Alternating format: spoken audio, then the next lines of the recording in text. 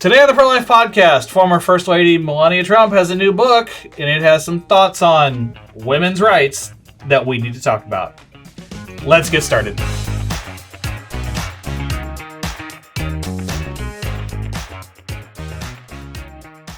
Well, happy Thursday, Pro-Life family. Welcome to the table. I have my official Texas Right to Life store coffee mug today. Ooh, yay! You looks can get nice. one of these yourself. Links below.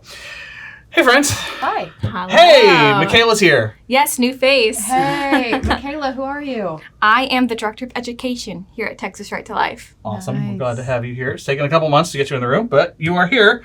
If you guys remember, Rachel Bush was our previous education director. She is off wrapping up her counseling degree, so now we have Rachel. Michaela here. Yay! Go, Michaela. Woo! Nice. And the rest of us, for those listening, Yeah, I'm Kim Schwartz. I'm the Director of Media and Communication. and you know Michaela, so Brent Klingerman, IT director. All right, start this thing. I'm disappointed with this. I know. Melania Trump writing a memoir and has some abortion rights, air quotes for those who are listening. Yeah. Abortion rights quotes in this. Yeah. We're disappointed with these opinions. Yeah. What do you think? Yeah, the memoir parts of it have been leaked or released, and I think it's really sad because it's not only the wrong opinion that we would think, but it's also further proof that women have been lied to. Especially yes. thinking about like her industry. She was a model. She was in Hollywood. Mm-hmm. She, was very successful in the secular sense. Mm-hmm. But then she has like these very unfortunately misguided views on what it means to be like a mother and the relationship of children to herself. Yeah. And I have some quotes I thought I was going to share with y'all. Okay.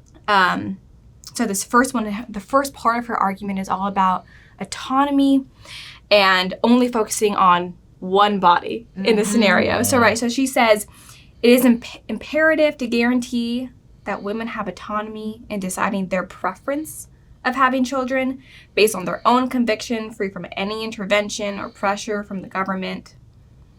Why should anyone other than the woman herself have the power to determine what she does with her own body?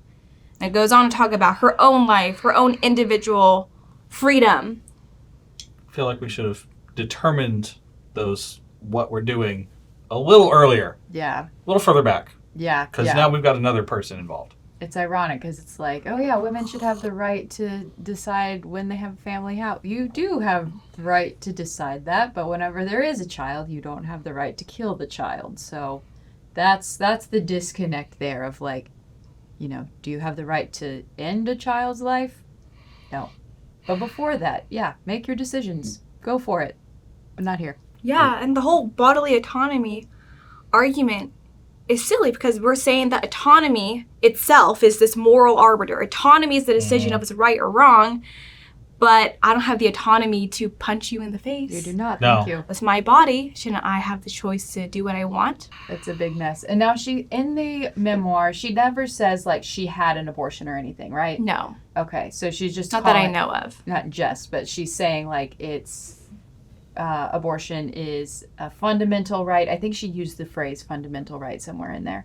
But yeah, this was just a pretty like shocking and disappointing story, I think, because like I think we can all kind of guess this was for like a political gain, like help in the election kind of thing. It But, feels like it, doesn't it? Like, is anybody really going to be won over? The people who are pro-abortion are not going to trust, like, Trump, like, they're very much in Kamala's camp. Like, that ship has sailed. But she and Trump are, like, alienating pro-life voters by abandoning these principles that a lot of people voted for him in 2020 and 2016 because of this issue. So we still can pray for their conversion and that this nonsense, like, they'll repent. But it's just disappointing because they don't need, and they shouldn't, it's wrong, to go that far left on abortion. But they're just, like, doubling down. Yeah, we're seeing that a lot, though, in the political world where, well, this is a hot issue. Let's take a more neutral approach. No, why? Yeah. Why? It's children's lives. Yeah. Exactly. It's a disaster. So I was really disappointed to see that article from talking about Melania Trump's memoir. And Yeah, I was at the DC March for Life at the rally when President Trump made his appearance. And crazy. that was the time when he was repeatedly spouting that I am the most pro-life president.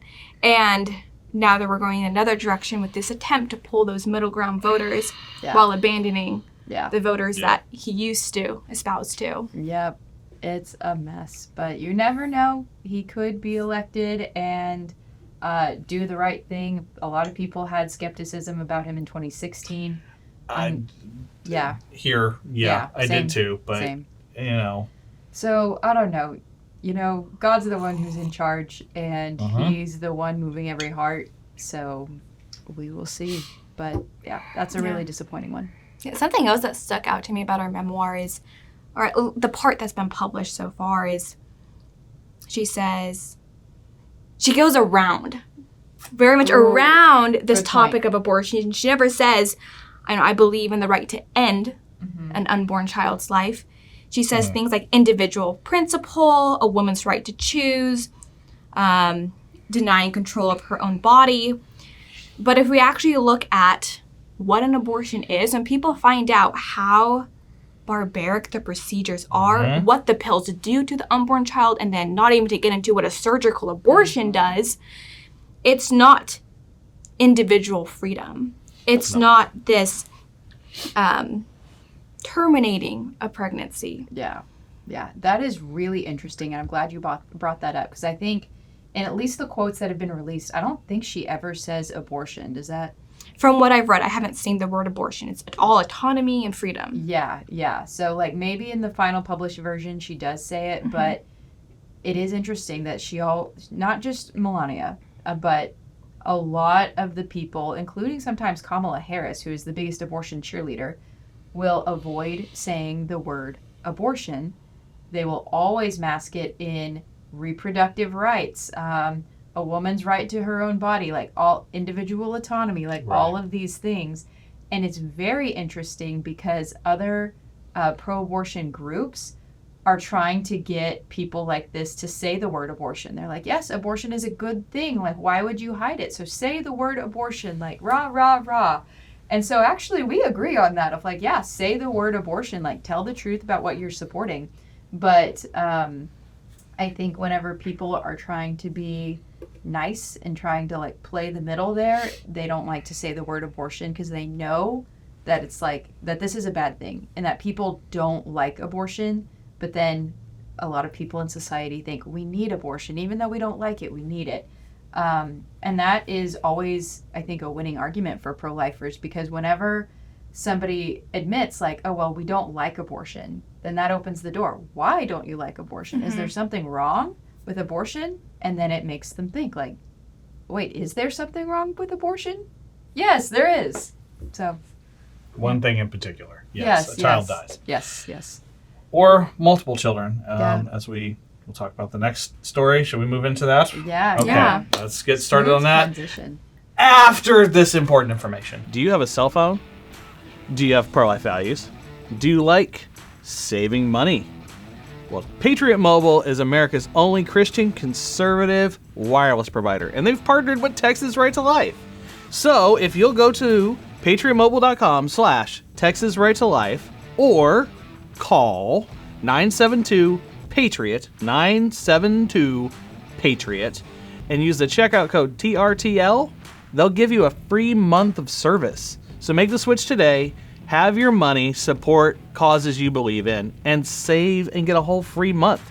Make the switch right now. What are you doing still watching this? Make the switch right now. Want to support a cause you love and look great doing it? Visit the Texas Right to Life online store. You'll find t-shirts, hats, mugs, bags, everything you need to rep the pro-life movement wherever you go. Plus, you'll get free shipping on every order. Listeners like you, yes, you, can get 15% off when you use code PODCAST at checkout. Visit store.texasrighttolife.com today to shop with purpose and make a difference. Welcome back, friends. I set up this story before we stepped away, and now I hate stories like this. But we keep saying these pills are an issue. Yeah. And today's Exhibit A. It's true. So a Georgia woman, Amber Thurman, died recently. Complications with rare complications with her abortion pills. At least that's how all the articles are trying to spin it. These are rare. This never happens. Almost never happens. And then they proceed to go, why would Republicans do this? Yes. Citing the Life Act in Georgia, their heartbeat bill. So Amber Thurman couldn't get an abortion in Georgia, and it seems drove to North Carolina, acquired some pills, came home and took them. She took the first pill at the clinic. I don't even like to use that word, at the facility. Because the clinic, Good point. Yep. At the facility, and she drove home and took the second pill the next day. Yeah. Right. Yes. Yeah. At home in Georgia. But And then did not pass all of the remains of her children. And then had an infection. I believe one of the articles said septic. Yeah. And then there was this issue with the hospital, was like, can we treat her? Can we not? Because she needs a DNC. But is that a felony abortion? Right. And so now we're having this fight about, are these anti-abortion laws, is how you always see it written in these articles, are they causing women's deaths? We knew this was going to happen. We warned you this was going to happen. And see, it happens. Is it fear-mongering or not? Yeah. Seems like fear-mongering because there's a lot of things that could have happened here that would have avoided this entirely. Yes. This is such a heartbreaking story. So first of all, we need to mourn all of the lives lost. So Amber Thurman, she was pregnant with twins, 9-week twins. So Correct. She has passed away. Her 2 children are passed away. And so this is just like so heartbreaking. She has a 6-year-old as well, correct? Yeah. So this is orphaned her 6-year-old. Poor little baby. Anyways, just continue. Yeah. Sorry. So, yeah, we definitely need to just be, let our hearts break over that loss of life, because as pro-lifers, we agree everybody's life is valuable, made in the image and likeness of God. And so, yeah, we're talking about Amber Thurman's death. We need to talk about the death of her children too, and just take a minute to grieve that. But second, so the thing that the media has become the meme, like you were saying, of like, why would pro-lifers do this? They're just fully embracing this caricature of themselves. And it's aggravating because they see it over and over again. They just have blinders on of this case specifically, because they are pushing the idea that Amber Thurman, in a similar case that happened in a similar time frame, is Candy Miller. Both of these women, we haven't talked about Candy Miller a whole lot, but similar situations. Amber Thurman, Candy Miller, both obtained abortions. Amber Thurman was an out-of-state abortion with the abortion pill. Candy Miller obtained abortion pills online illegally, took them in Georgia, same kind of situation, became sick, went to the hospital, denied treatment, passed away. And the media is saying, like, look, they passed away because doctors are afraid to actually act in these situations, or doctors can't act in these situations until the woman is on death's door. And then by that time, it's too late, and the women are already, like, dying at that point. Right. All of this is a lie. And they, like, just dig themselves deeper into that and make it more of a reality every time they say it, because doctors are hearing, I can't act in an emergency situation because the media is telling me, like, it's illegal. Right. It's in Georgia, I believe it's a 10-year prison sentence. Yeah. For the felony. Yeah. And so, like, even Kamala Harris is repeating this of, like, the doctors waited until she was on death's door because these Trump abortion bans, these laws, these anti-abortion laws are telling them that they can't act until the woman's on death's door. Like, they'll be faced with the felony or treating their patients. And that is not true. And we've talked about that time and again. Because number one, the doctors are allowed in every single state, all 50 states, to intervene if a pregnant woman's life is in jeopardy or like a major bodily function is in jeopardy. Even if that results in the death of the child, like they can act in order to save the woman's life. And yes, they should do everything to treat the child and the mother, but sometimes these difficult medical situations mean the child's going to die. We need to do everything that we can to try to save the mother, but we might not be able to save the child in the process.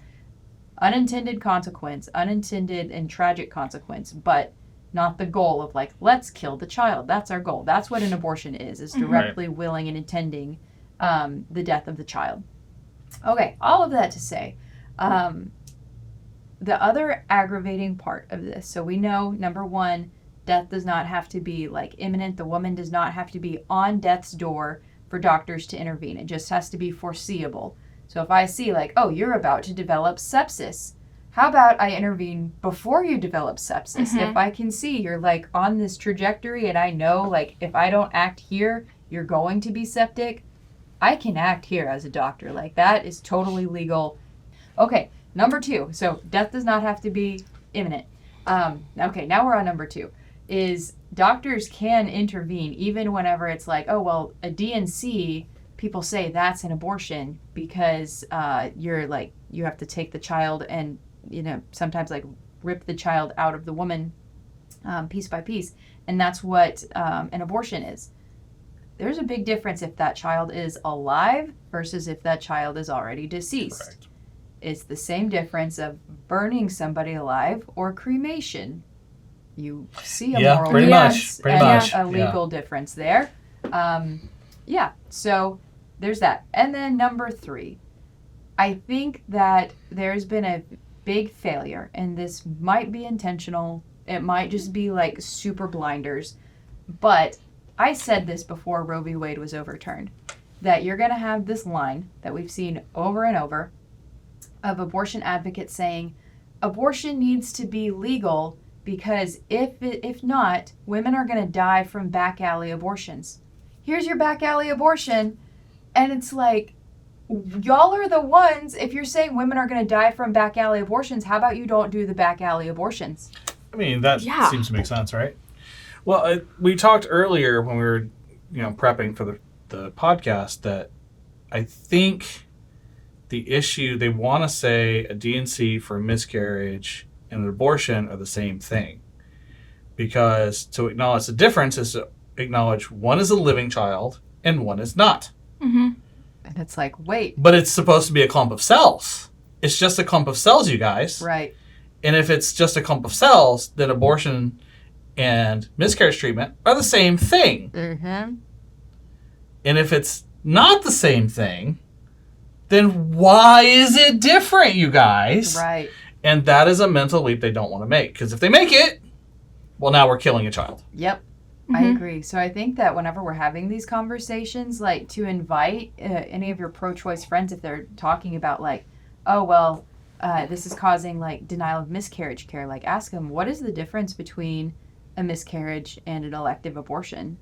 And see if they can like go down that track and say like, well, one, the child is deceased already and one, the child is alive. Mm-hmm. And it's like, does that cause any problems for you? Does it make you think twice about a couple things?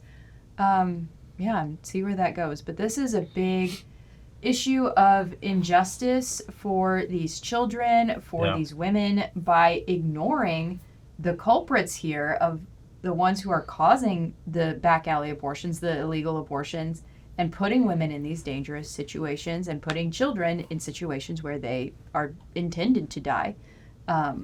And so we do need to pray for their conversion. We need to pray for these families who now have to grapple and go on without their mothers, without their siblings, because of this just horrific situation with these abortions. Yeah, and there's this narrative that blame needs to be assigned and someone needs to take responsibility because of how tragic these situations are. And we agree that it's tragic, but the blame isn't on the laws, because when we look at the laws, they would allow for these women's lives to be saved. Mm-hmm. But why aren't we looking at the blame for the doctors who are committing medical malpractice by waiting 20 hours Yeah. to give care Yeah. that Amber needed. Yeah. And then we look at, the Candy's case where Yeah. she received abortion pills through the mail without ever seeing a doctor, without ever getting an ultrasound, and she was at home by herself. Yeah. It is a disaster.